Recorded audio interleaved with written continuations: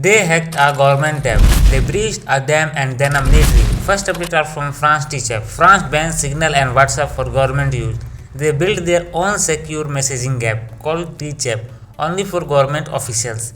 Completely sovereign, supposedly it to be safe. This month it got hacked. A threat actor named Misri walked out with 13.5 gigabytes of data, 73,000 ministry accounts, 643,000 private messages, 876 chat rooms, 59,000 of media files, French diplomatic communication, all of it. Now in attacker's hand, the lesson is to building your own app doesn't make you secure. A determined attacker doesn't care who wrote the code. Next update are from Operation Ingame.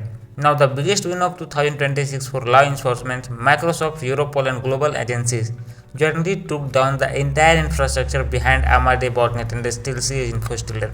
Operation Endgame $47 million in crypto seized, 27 million stolen credentials recovered, 326 servers destroyed, 142 domains gone. This wasn't one country acting alone. This was a coordinated global strike.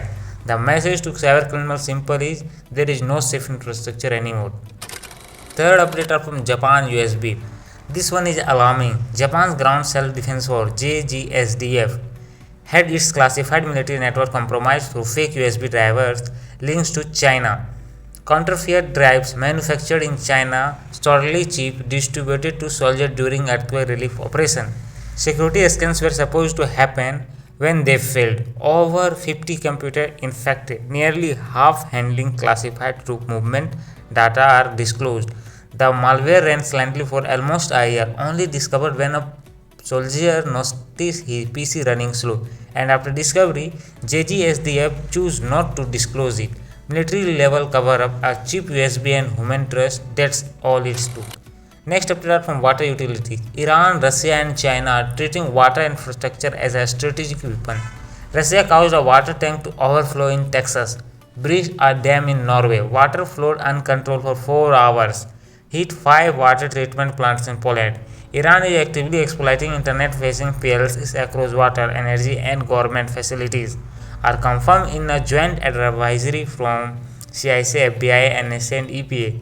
This isn't random hacking, it's doctrine, it's pressurized.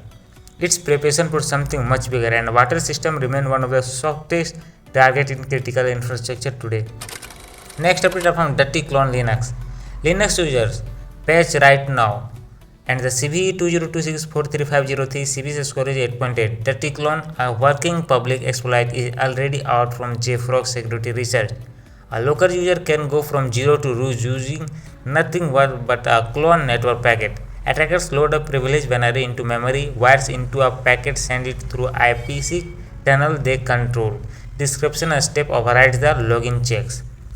Next update are from Gaslight malware, and the story that changed everything. North Korea built a macOS malware called Gaslight, and its entire purpose is to fool AI analysis tools.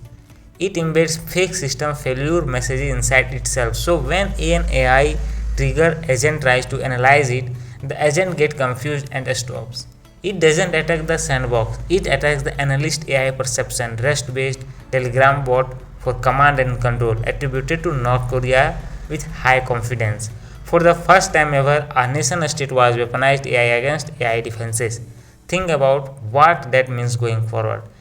That's all from the today. If you found it useful, like, share and subscribe. Stay safe, stay informed, stay updated.